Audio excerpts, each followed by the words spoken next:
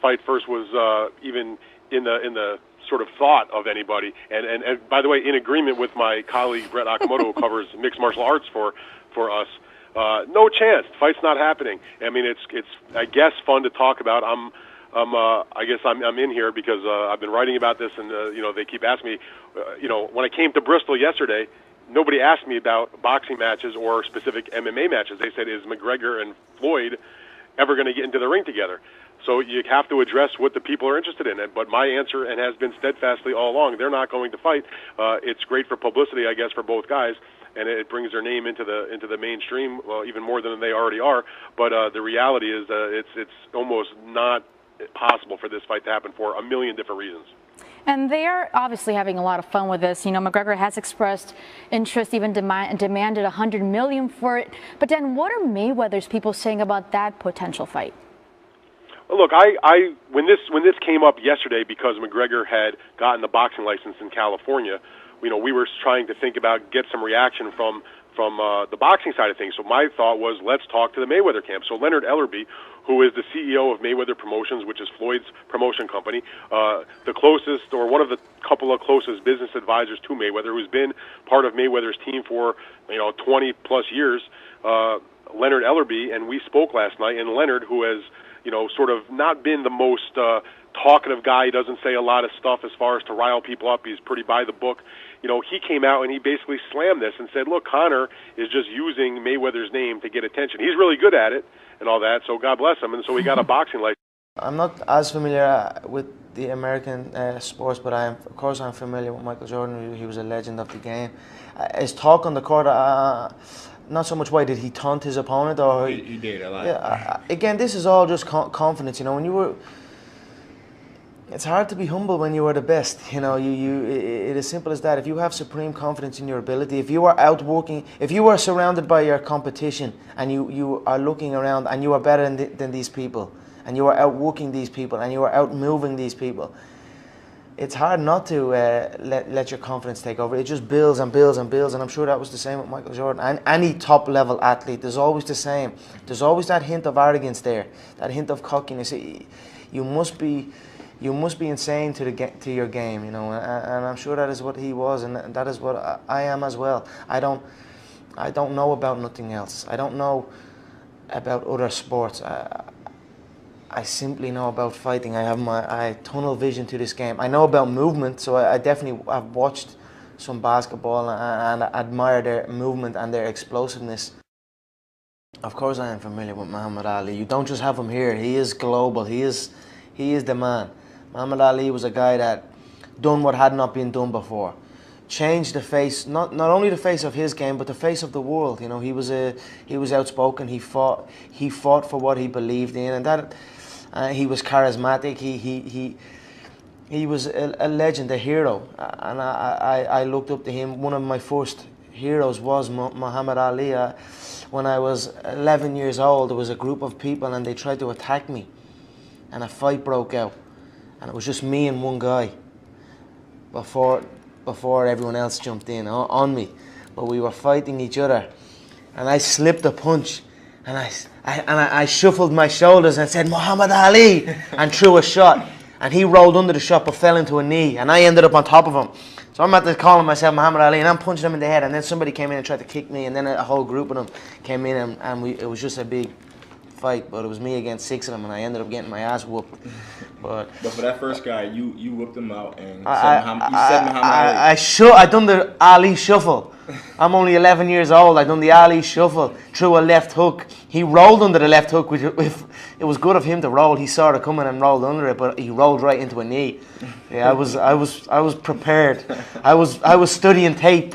So no, so definitely Muhammad Ali was a hero of mine, the way he carried himself, and some people have come.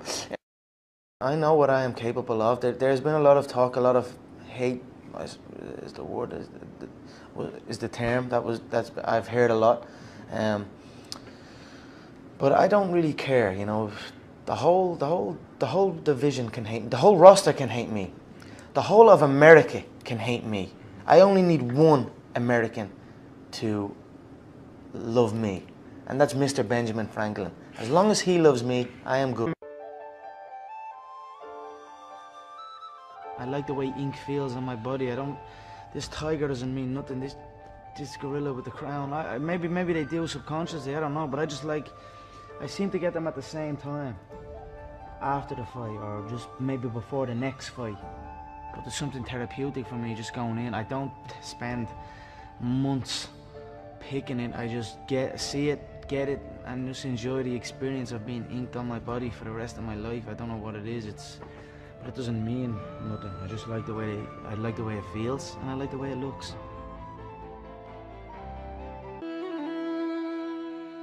Balance is everything. Life as a whole is about balance. So nothing else. If you think about it, when you're born, what's the first thing you learn?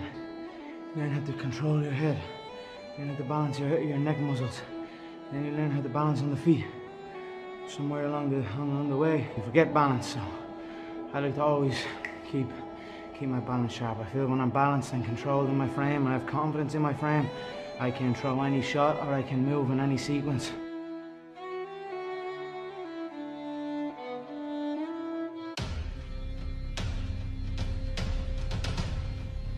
Before me, nobody knew nothing about this sport. Nobody gave a shit about this sport. We were looked down upon. It wasn't true.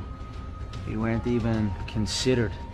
Not only in like mainstream or whatever you want to call that, but even in fight circles, in real fight circles. We had a reputation, but in pure fighting, we had no reputation whatsoever. So I'm proud to be putting my nation at the forefront of the fight game where we belong.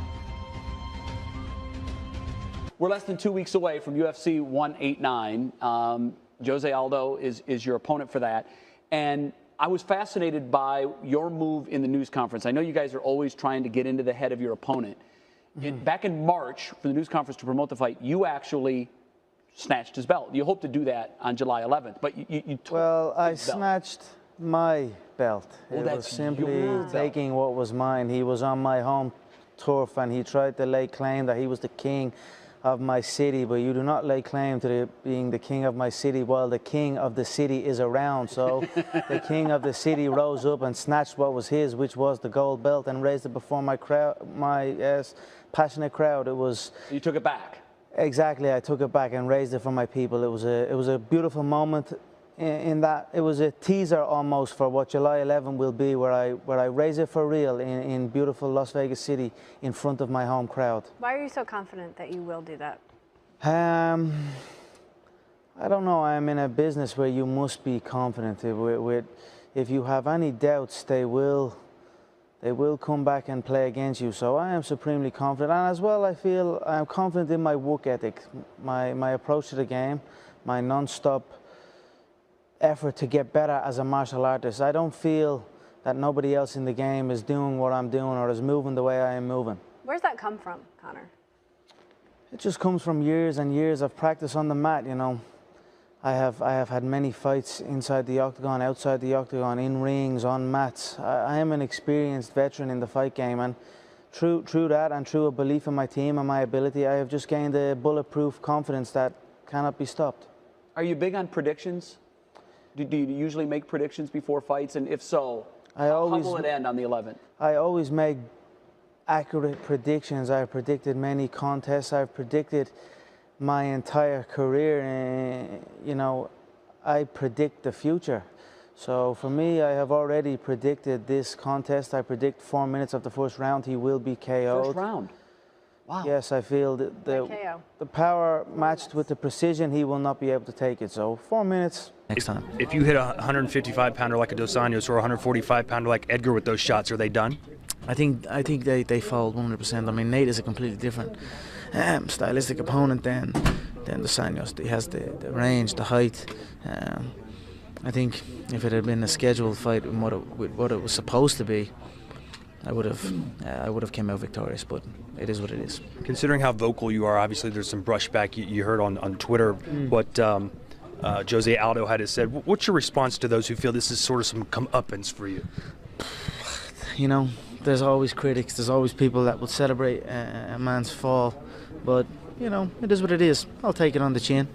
This is the fight business. Many wins, many losses. I've lost many times before in all different forms of fighting. So, well, I'll face it head on and come back like a champion that I am. And this may seem like an awkward question, but you've been on top for so long. How does it feel to lose? You've only been known winning lately. Yeah, I mean, it stings, but this is life. Sometimes we're up, sometimes we're down. It's how you handle it that makes you who you are. So I will handle it well. Thanks for the time. Thank you. They can relax. They are in a new place, so it's good. That's something I always dreamed of. I always visualize what given would feel like, given to people who have given to me, what that would feel like. I always dreamed of just showing up one day and be like, here. And that would always give me like good feelings. When people ask you about pressure and pressure you face in your life, in your career, you always say that you enjoy that pressure. What pressure? There was a lot of pressure on you, whatever you say, whether you don't feel it. You delivered because you delivered on a promise. You delivered against a secondary opponent. Was the bookie's favourite? Who was the bookie's favourite? I was the favourite against Jose, but when Chad got replaced, he was the favourite.